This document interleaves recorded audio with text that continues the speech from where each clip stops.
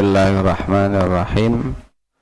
Assalamualaikum warahmatullahi wabarakatuh. Alhamdulillah wa syukrulillah. Asyhadu an la ilaha illallah wahdahu la syarikalah.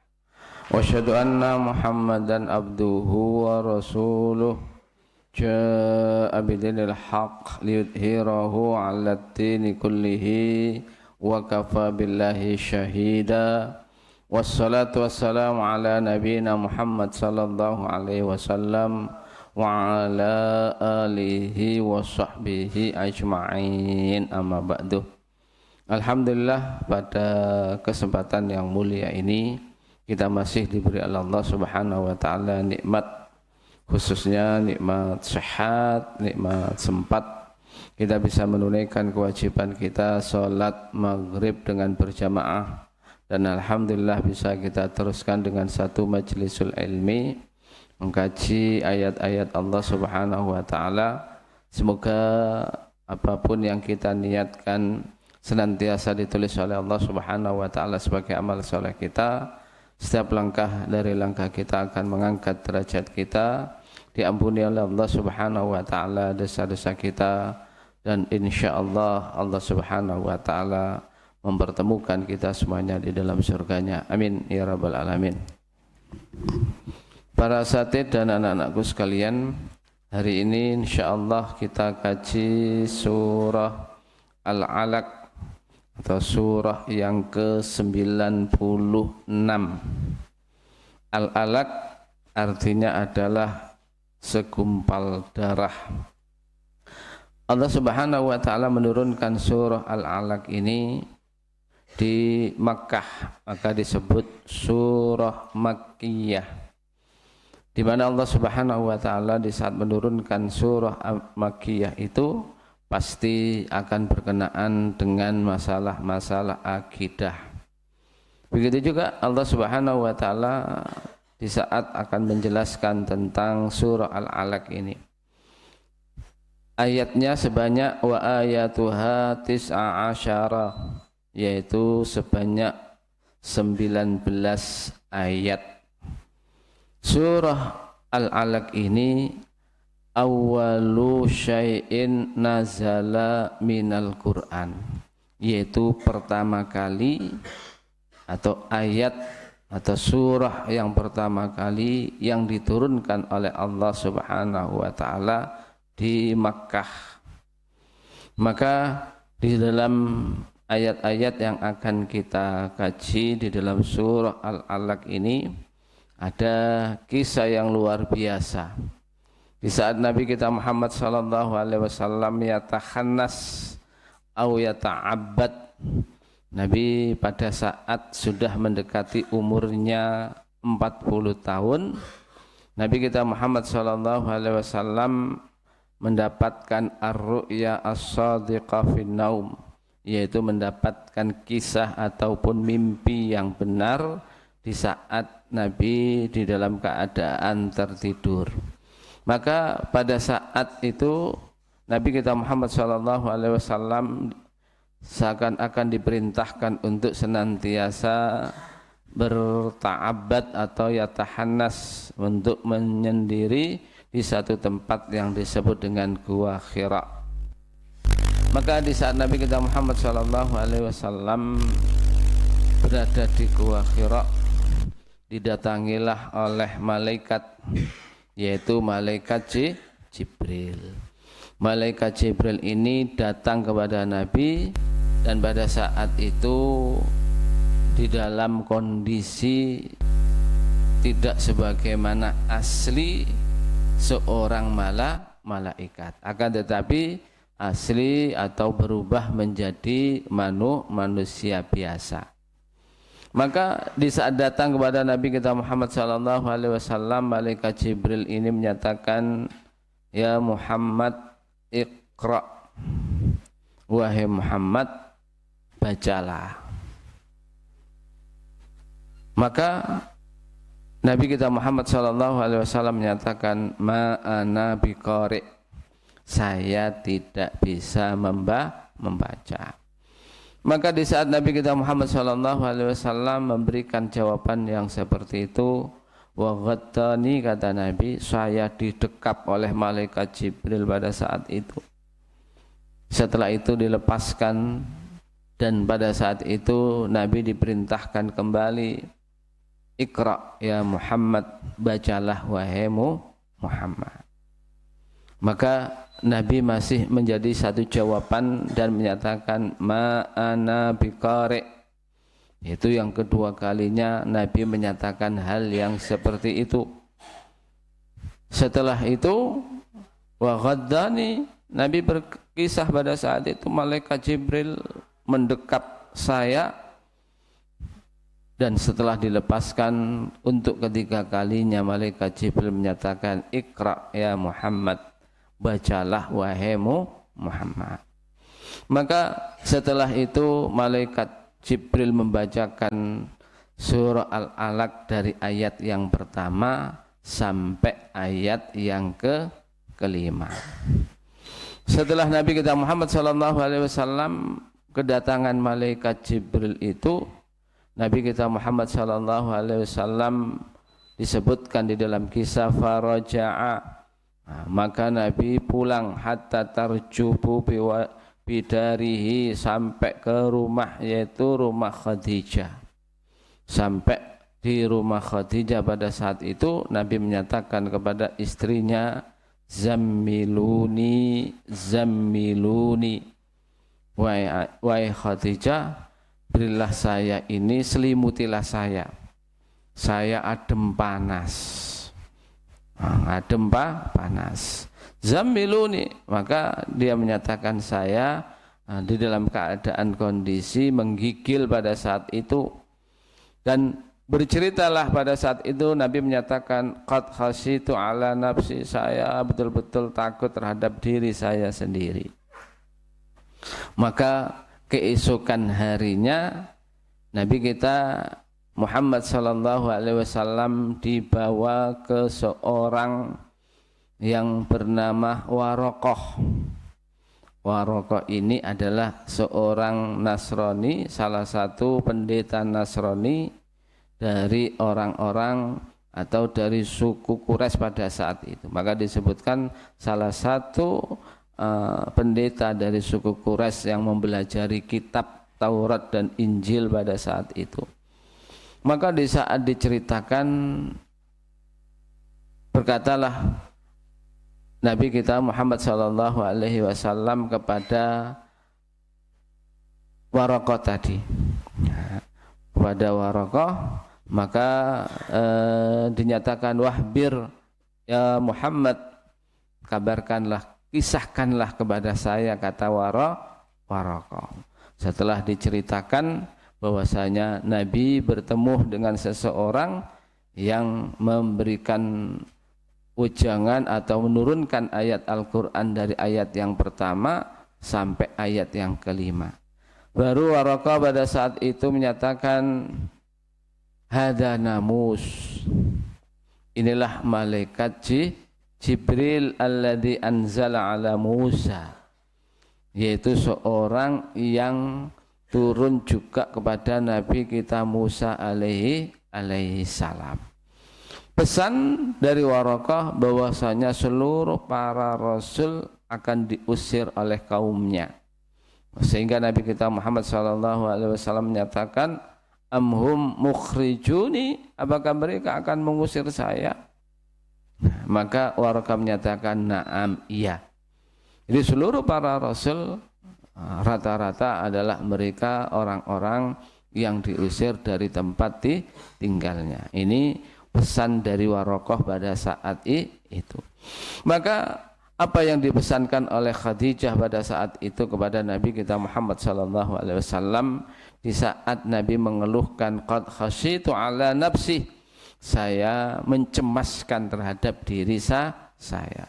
Maka hal yang luar biasa, ujangan nasihat Khadijah kepada Nabi kita Muhammad sallallahu alaihi wasallam, kalla wa absyarallahu wallahi la yuhzikallahu abadan, wahai Muhammad, sekali-kali Allah tidak pernah menghinakan kamu wahai Muhammad. Apa sebabnya? Amalan yang dilakukan oleh Nabi sehingga tidak pernah dihinakan oleh Allah Subhanahu wa taala. Yang pertama, kata Khadijah, innaka latasilur rahim. Engkau senantiasa yaitu menyambung silaturrahim. Jadi siapapun yang ingin tidak dihinakan oleh Allah, kata Khadijah, perbanyak untuk bersilaturrahim. Yang kedua, apa pesan Khadijah pada saat itu? Bahwasanya engkau tidak akan dihinakan. Wa tahammulil kal, sesungguhnya engkau wahai Muhammad senantiasa menanggung, yaitu orang yang di dalam keadaan susah. Kalau ada orang yang susah senantiasa ditanggung oleh Nabi kita Muhammad sallallahu alaihi wasallam. Yang ketiga, wa tuqirrid dhaif, dan engkau senantiasa wa tuqirrid ad-dhaif, engkau senantiasa memuliakan yaitu tamu. Dan yang keempat, wa tu'inu ala nawai bil haq, dan engkau senantiasa memberikan bantuan orang yang membela kebenaran.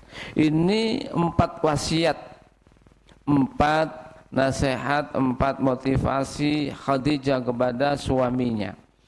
Wallahi la yuhzikallah abadan, selamanya engkau tidak akan dihinakan oleh Allah Subhanahu wa taala di saat engkau senantiasa bersilaturahim, di saat engkau senantiasa menanggung orang yang susah, di saat engkau senantiasa memuliakan tamu, di saat engkau senantiasa memberikan bantuan kepada orang-orang yang membela kebenaran.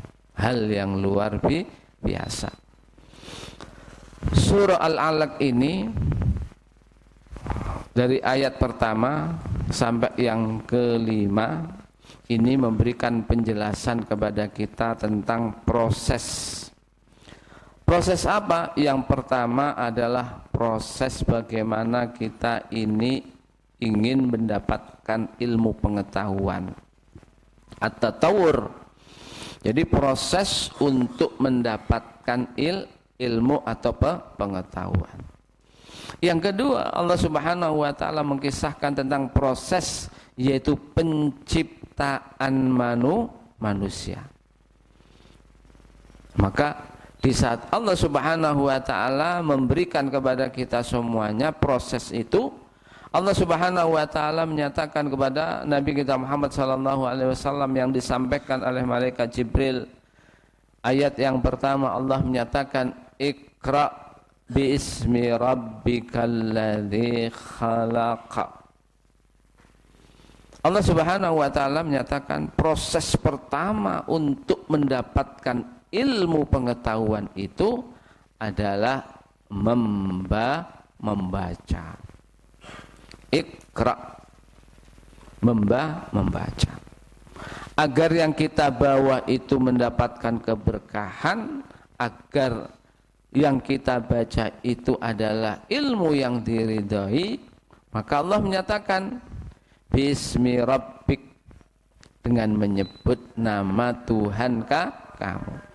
Maka diupayakan seluruh anak-anakku sekalian, di saat kita ini mau membaca ilmu pengetahuan apapun, mulailah dengan membaca Bismillahirrahmanirrahim. Biismi rabbik. Kenapa Allah Subhanahu wa taala harus menyebut nama Allah? Allah menyatakan alladzi khalaq, karena Allah zat yang telah menciptakan kita semuanya. Maka ayat pertama sampai ayat yang kelima ini adalah proses bagaimana Allah Subhanahu wa taala memaparkan kepada kita proses bagaimana manusia mendapatkan ilmu pengetahuan, bagaimana Allah Subhanahu wa taala menciptakan kita manusia. Maka membaca itu harus dengan mempelajari dengan sebaik-baiknya. Tidak bisa membaca itu asal begitu aja, harus dipelajari dengan sebaik-baiknya. Maka setelah dipelajari, diteliti, setelah diteliti, didalami untuk bisa diamalkan. Kalau sudah membacanya itu dengan mempelajari, meneliti, mendalami, maka yang harus kita kaji itu ada ayah kauniyah dan ayah maktubah. Apa yang kita kaji itu ayah kauniyahnya itu seluruh alam jagat raya ini adalah merupakan ayah kauniyah yang harus juga kita pelajari. Contoh yang paling mudah di saat adanya hujan. Kenapa harus ada hujan? Oh, ternyata proses hujan itu seperti ini.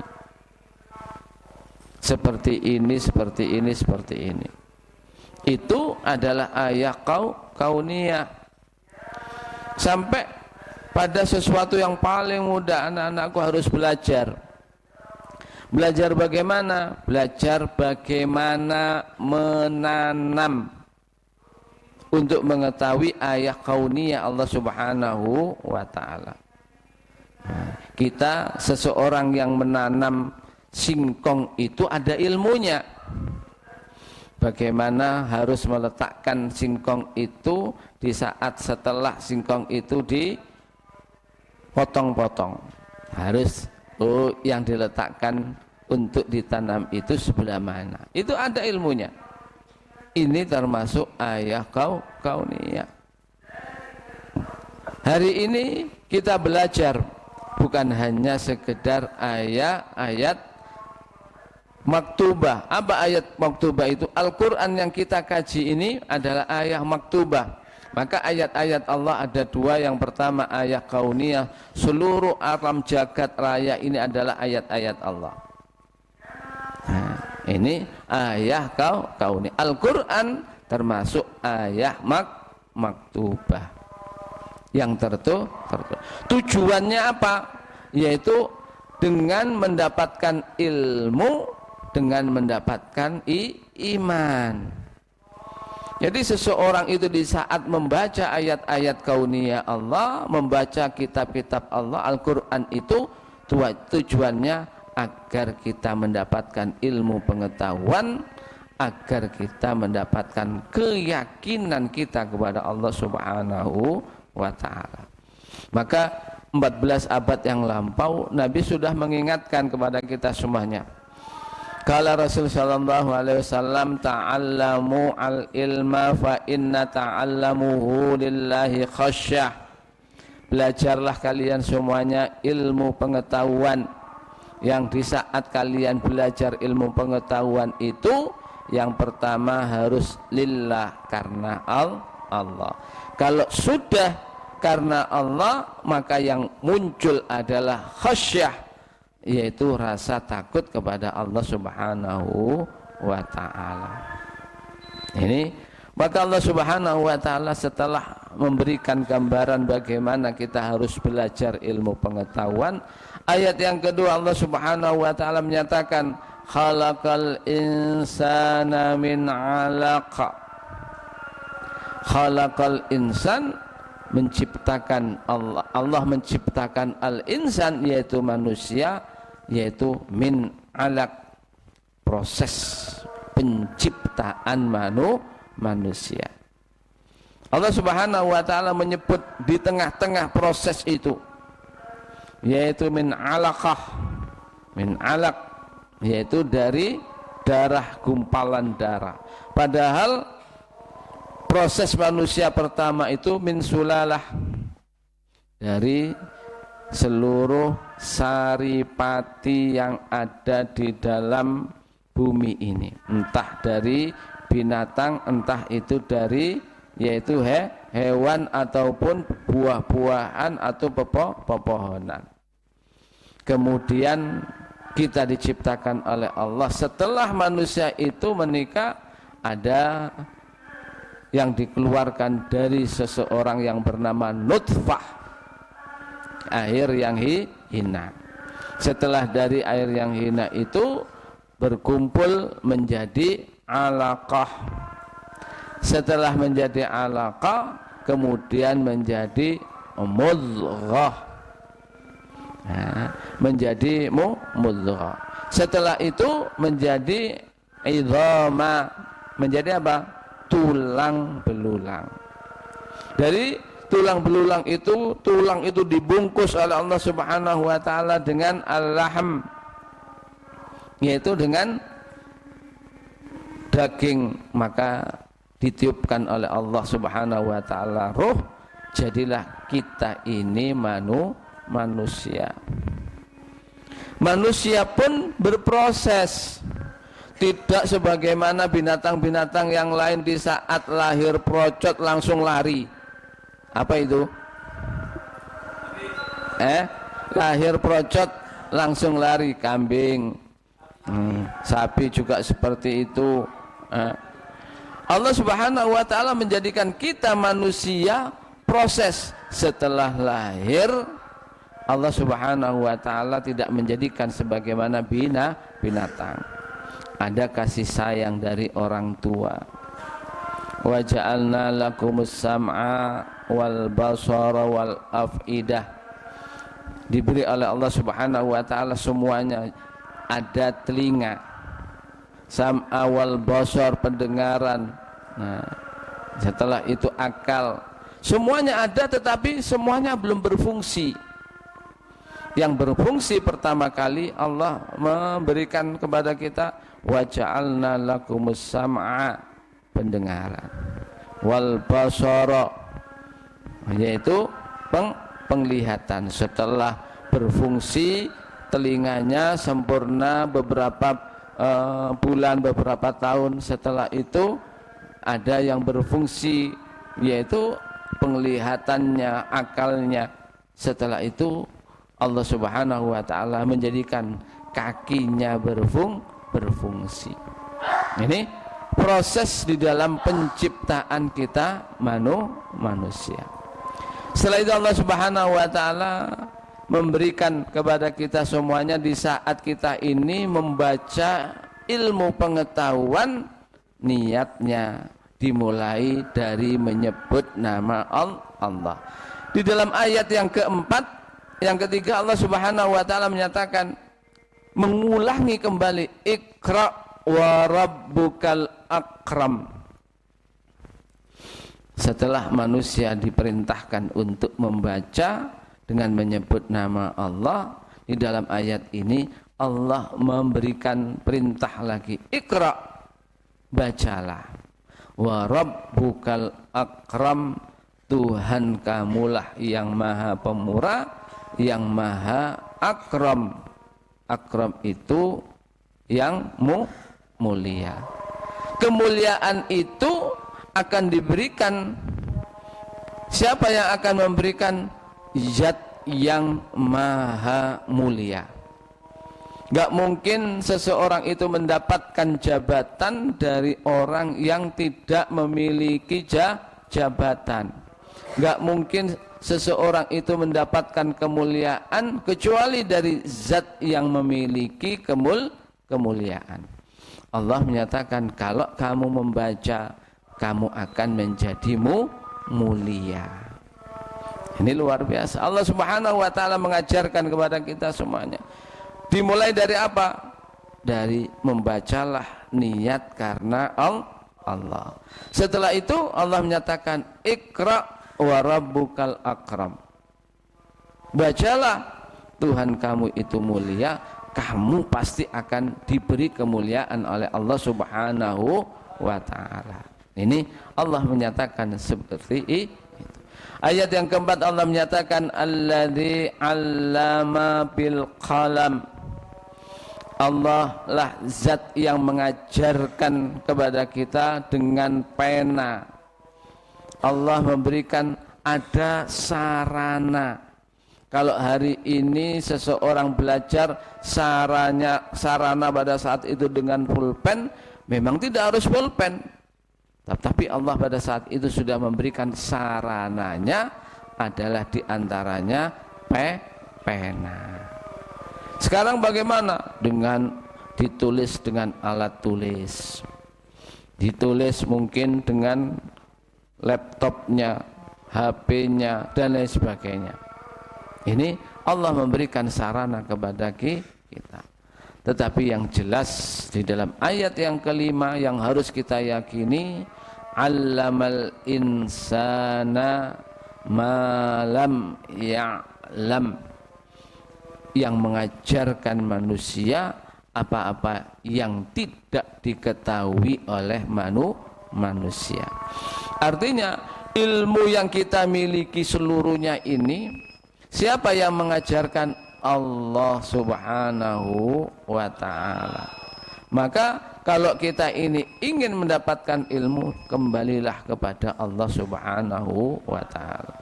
Maka di awal itu sudah dinyatakan, Iqra bismi rabbikal ladzi khalaq. Kalau kalian membaca, dimulailah dengan membaca basmalah. Kalau sudah menyebut nama Allah, insya Allah di dalam ayat yang ketiga, Iqra wa rabbukal akram, bacalah nama Tuhan kamu yang mulia, engkau pasti akan mendapatkan kemuliaan. Syai'un mahdhuf, yang tidak disebut di dalam ayat ini, kalau kamu membaca dengan menyebut nama Allah, Allah akan memberikan kemuliaan kepada kita semuanya. Inilah 5 ayat yang pertama yang kita kaji, yaitu awwalu syai' nazala minal Qur'an, yaitu ayat-ayat yang pertama yang turun di saat Nabi ta'abbud atau tahannus di Gua Hira, mendapatkan ayat atau surah Al-Alaq dari ayat yang pertama sampai ayat yang kelima. Pesan yang ada di dalam ayat-ayat ini bahwasanya hidup ini adalah proses. Jangan langsung kepingin jadi wong pinter, jadi wong terkenal, jadi orang. Hidup ini adalah proses. Ikuti proses hidup ini. Kita menuntut ilmu, kita ini belajar. Jangan lupa di saat belajar sebutlah nama Allah. Di saat kita ini belajar, yakinlah bahwasanya kalau kita ini banyak membaca, kita akan menjadi orang yang mulia. Semoga anak-anakku sekalian terus senantiasa menjadi orang-orang yang membaca ayat-ayat Allah Subhanahu wa taala, entah yang tertulis atau yang tidak tertulis, dan menjadi ilmu yang bermanfaat bagi kita semuanya, dan Allah akan mengangkat derajat kita semuanya. Mari kita tutup kajian kita dengan membaca kafaratul majlis. Subhanakallahumma wa bihamdika asyhadu an la ilaha illa anta astaghfiruka wa atubu ilaik. Aku qouli hadza astaghfirullah. Assalamualaikum warahmatullahi wabarakatuh.